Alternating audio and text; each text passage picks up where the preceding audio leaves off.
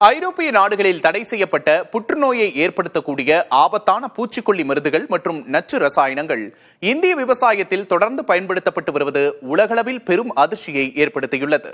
இதுகுறித்து புதிய தலைமுறையின் காலநிலை அணி வழங்கும் தொகுப்பை பார்க்கலாம்.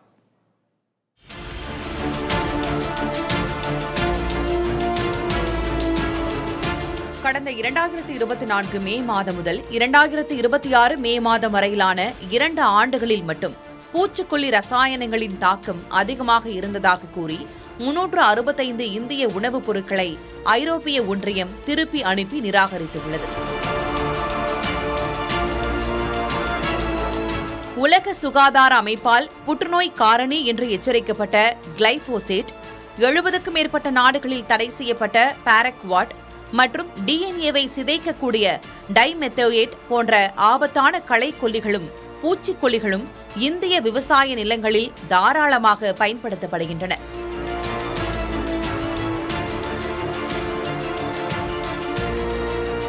வெளிநாடுகளில் தடை செய்யப்பட்ட போதிலும் இந்தியாவில் கார்ப்பரேட் நிறுவனங்களின் லாபத்துக்காகவும் கொள்கை முடிவுகளில் உள்ள தொய்வாலும் இந்த நச்சுக்கள் இன்னும் சட்டப்பூர்வமாக விற்கப்பட்டு வருகின்றன.